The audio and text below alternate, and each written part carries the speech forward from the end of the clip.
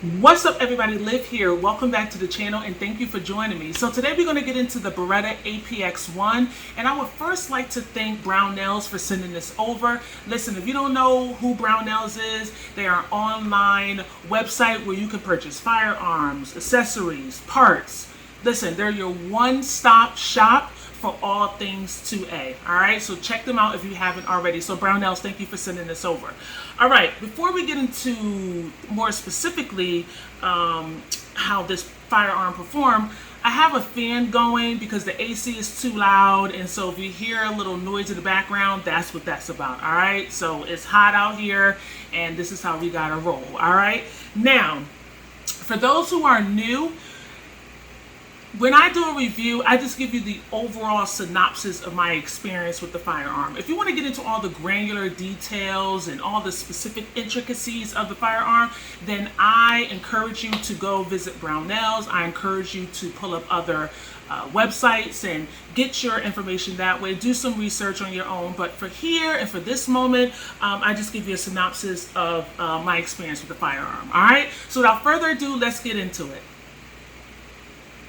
The Beretta APX1 is a 9mm striker fire polymer frame handgun. It's an upgrade from the APX platform that competed in the military trials a couple of years ago.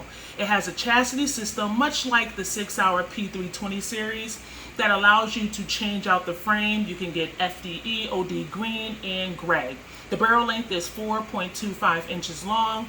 It comes with two 17-round capacity magazines. However, if you live in a restricted state, you will receive 10 rounds in your magazine. It comes optic ready, and it comes with 3 exchangeable back straps. Right now, it's on sale for $4.79 on Brownells' website.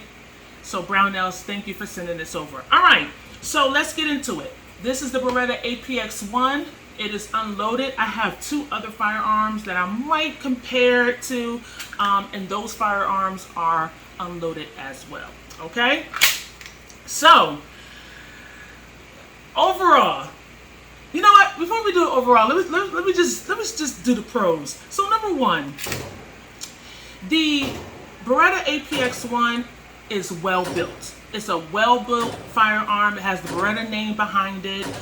You get in quality. It's reliable. It's durable for sure. And it's just a nice firearm altogether. Do you see there? Do you see where it says APX on top of the slide? You guys see that? I thought that was a nice little touch. These serrations are nice. They're not too steep. They're not too sharp. Okay, you can grab a hold of it if you have smaller hands or maybe weaker hands, maybe arthritis in your hands. They're easy to actuate. I really like that about the firearm.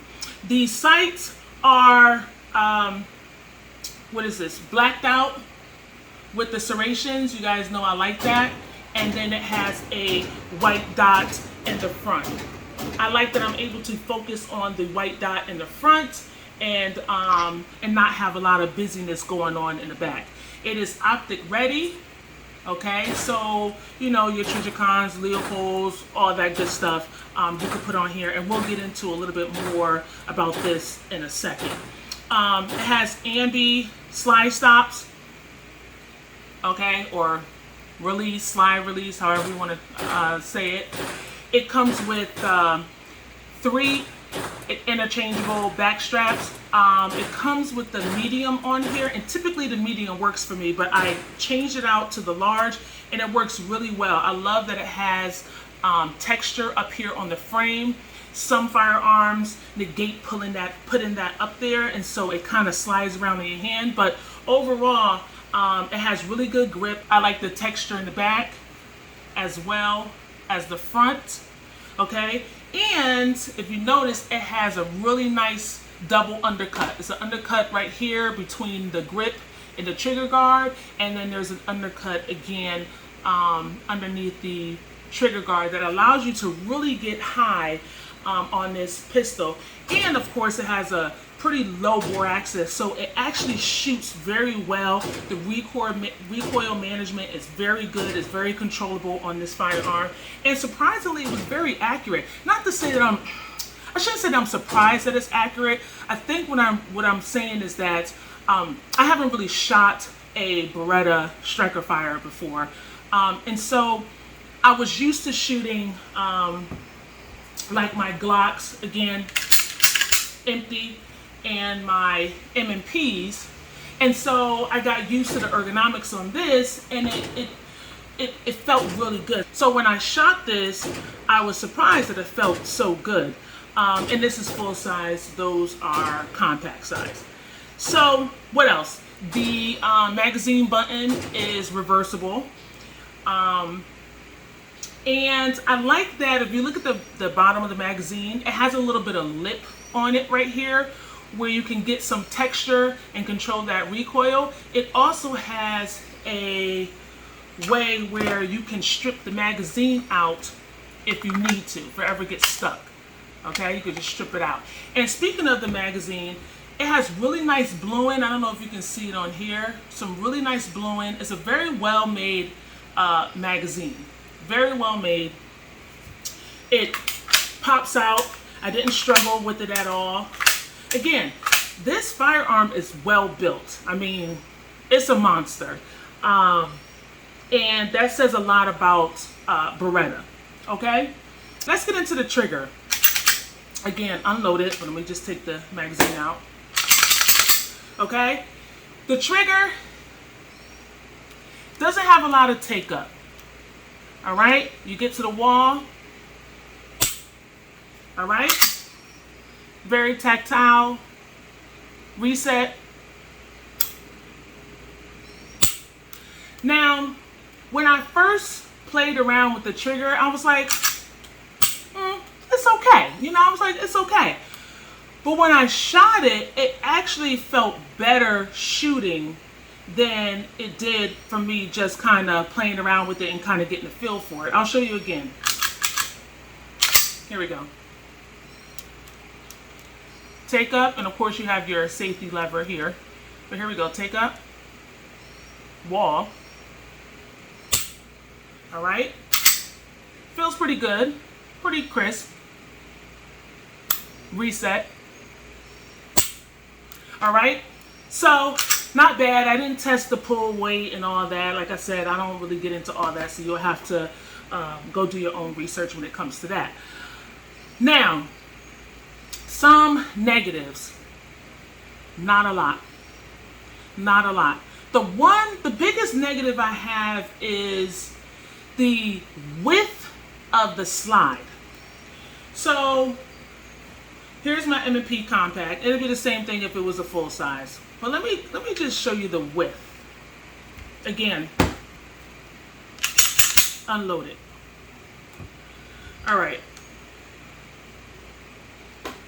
Look at the width between these two. If you notice, the APX is just thicker. Okay?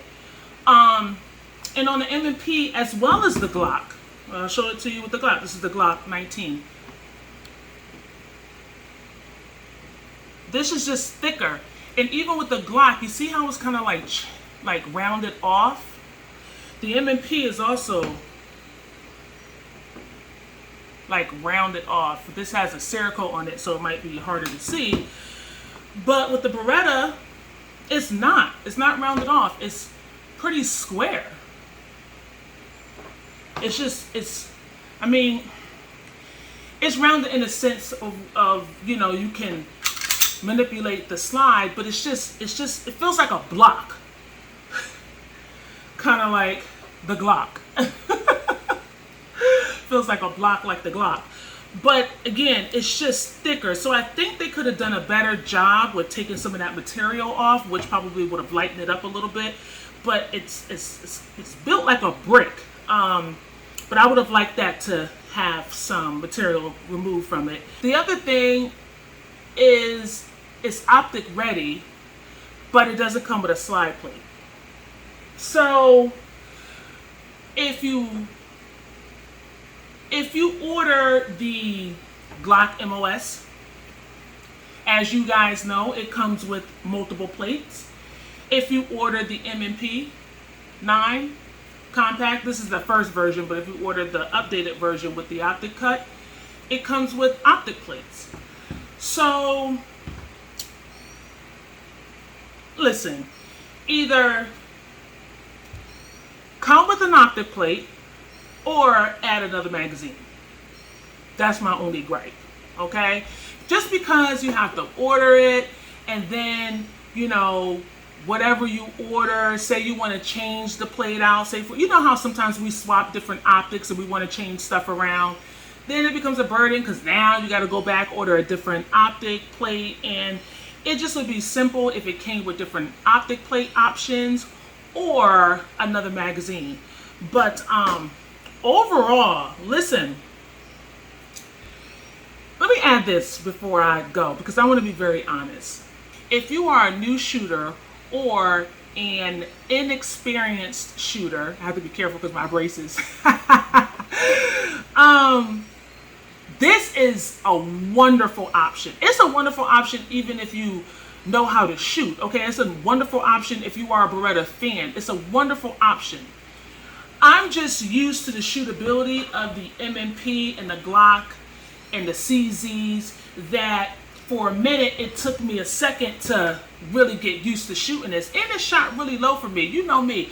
I like a center hold. My Glocks, my MMPs, and pretty much my CZ, depending on the distance. But for the most part, at a 10-yard distance, it's point of aim, point of impact.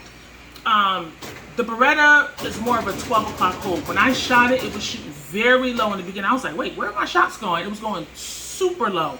So, but that's personal preference. But as far as it being accurate, durable, reliable, it has the Beretta name behind it, okay? It has low recoil, comes with a chastity system.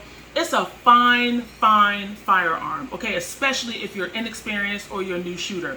The only gripe I have is that the barrel, or the slide, I should say, could be thinned out. It could be a little more streamlined. And the optic, it should come with some optic plates, okay? Or an extra magazine.